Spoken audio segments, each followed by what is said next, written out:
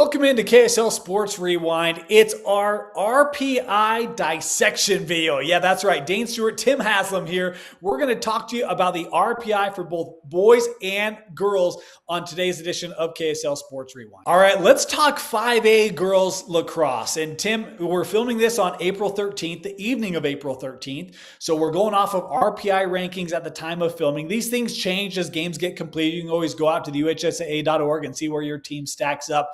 But the 5A girls rankings tonight, number 5, Salem Hills, number 4, Fremont, number 3, Brighton, number 2, buckle up, folks, Park City, and your number 1 ranked team is West Jordan. Tim, give us your thoughts on RPI as of April 13th. Yeah, I think for anyone who follows the game, it's weird to see Park City in a number 2, or I guess any position besides number 1. But, those 2 losses came from the California trip. So I fully expect that, that ratio to increase in the win column. And then, it'll be interesting to see what West Jordan does, if they can continue winning. Park City does have, at the moment, they have a little better winning percentage for their opponents. So that might push them over. So we'll see as this one progresses. At the end of the day, 1, 2 seed probably doesn't matter that much. But it's definitely interesting to see. And I think people were surprised when it came out just because we're so familiar with Park City being at the top always for the last forever. But, the thing I love about this is I love the geographic diversity. You've got West Jordan, you've got Park City, Brighton, okay? Those are all there. But then Fremont, Salem Hills, I think it's just great to see that, and good for the sport. It's great to see Salem Hills there. You talk about diversity. That's a team that we haven't seen, at least I don't recall seeing in the top 5 in lacrosse. And so awesome to see them have such a great start to the year. You talk a little bit about that Park City team. But one of the things that should clarify, look, the RPI is just math. There's no controversy behind it. But the thing that does get maybe a little tricky for this, Tim, is that you mentioned those out-of-state losses for Park City. And while the RPI does take into account strength of schedule and the fact that it's calculating your opponent's winning percentage and your opponent's opponents, it does not do that for out-of-state opponents. It gives them a flat rate. And so you maybe don't get the value that you would think you would by going to California and playing those teams. And so if you're Park City, you lose those games, then maybe you don't get as much credit on the opponent's winning percentage side as you could.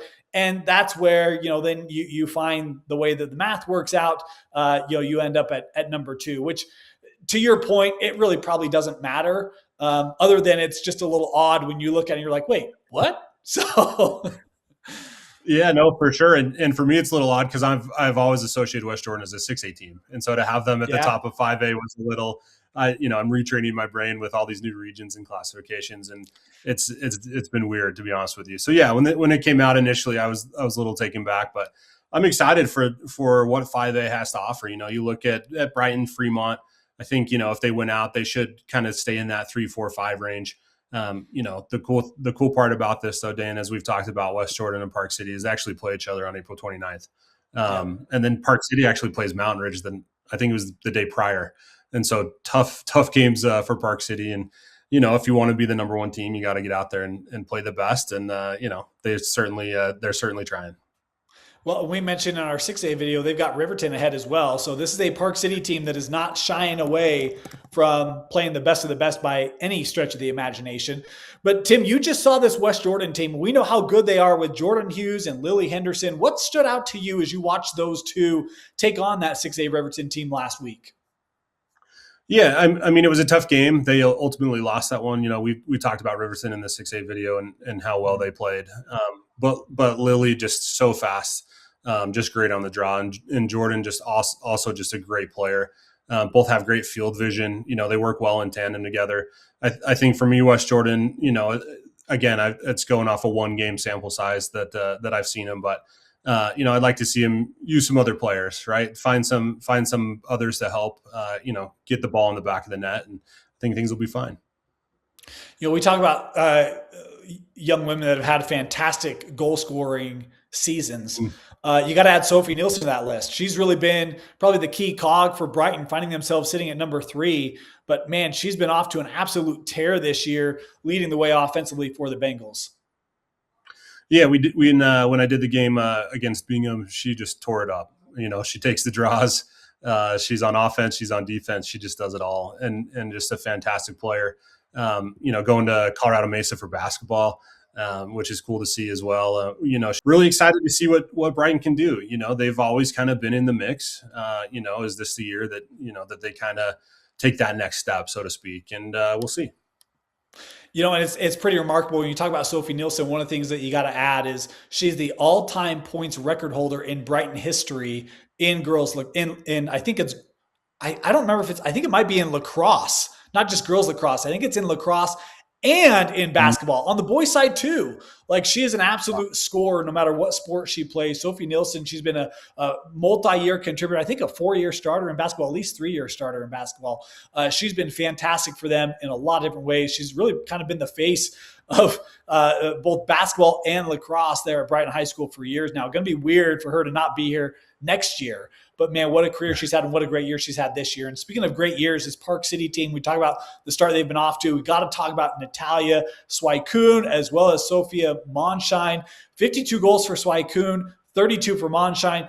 They've got a great double-headed monster up there, and their defense continues to play really, really strong here in the early part of the year, Tim.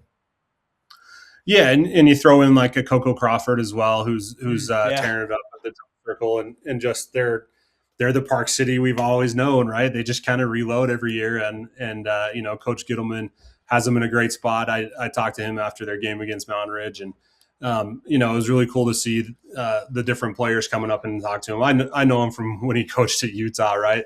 And so to have college, he's coaching college men and then now high school girls, like, it's a pretty big difference, but he's handled it well. And I was walking off the field with him just going, man, you're really actually quite a natural at this. And he said, oh, it's just lacrosse. At the end of the day, it's just coaching lacrosse. And I love that. And, he's got him in a good spot. And then went to In-N-Out after and ran into them there as well. So they definitely know where to get a great post-game meal. Free sponsorship there. Love it. Well, there you have it. There's your top 5 in 5A. And again, you go check out the RPI rankings on the UHSA.org website. You can also check out Coach's Poll and Utah Lax Report. There's all sorts of rankings, all sorts of different people's opinions on where things fall. But we want to remind you, we've got live game streams for you every week on KSLSports.com, as we'll take you all the way to state championships in 4A, 5A, and 6A. Go check out our other videos this week. We've got our 5A boys lacrosse as well as 4A and 6A on both the girls and boys side.